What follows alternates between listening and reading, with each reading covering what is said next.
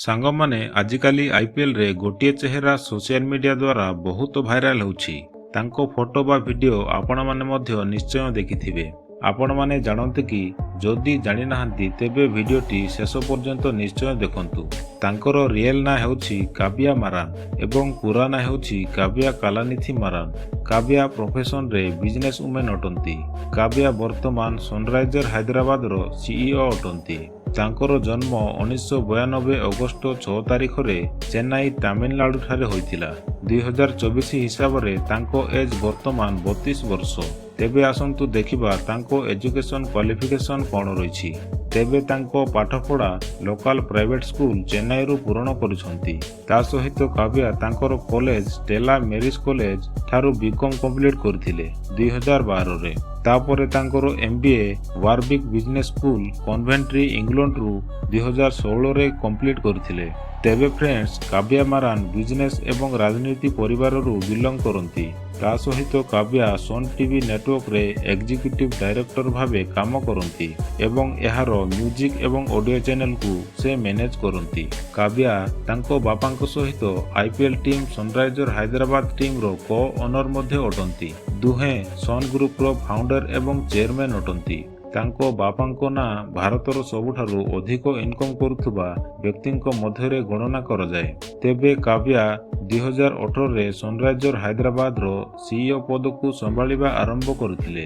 ତେବେଠୁ Kavya popular ହୋଇଯାଇଥିଲେ ଏବଂ ଟିଭିରେ ଦେଖିବାକୁ ମିଳିଥିଲା। କାବ୍ୟା ମାରାନ କେବଳ ଗ୍ରାଉଣ୍ଡରେ ପ୍ରେଜେଣ୍ଟ ରହିବା ଏବଂ ଟିମ୍କୁ ବ୍ୟାକ୍ କରିବା ପାଇଁ ନୁହେଁ, ମ୍ୟାଚ୍ ଖେଳିବା ସମୟରେ ତାଙ୍କର ଏକ୍ସପ୍ରେସନ ଦ୍ୱାରା ଅଡିଏନ୍ସଙ୍କ ଧ୍ୟାନ ଆକର୍ଷିତ କରିଛି। ତେବେ ଆପଣମାନେ କମେଣ୍ଟ କରି ଜଣାଇବେ ଯେ କାବ୍ୟା ମାରାନ ଆପଣଙ୍କୁ କେମିତି ଲାଗନ୍ତି। ତେବେ ଚାଲନ୍ତୁ ତାଙ୍କର ଆୱାର୍ଡ ବିଷୟରେ ଜାଣିନେବା। କାବ୍ୟା 2024ରେ Devi award for the face and force behind Sunriser Hyderabad ପାଇଁ ଦିଆଯାଇଥିଲା। ଏବେ ଜାଣିବା ତାଙ୍କର ଫ୍ୟାମିଲି ବିଷୟରେ। ତାଙ୍କ ବାପାଙ୍କ ନାଁ କାଲାନିଥି ମାରାନ ଏବଂ ତାଙ୍କ ମାଙ୍କ ନାଁ କାବେରୀ ମାରାନ।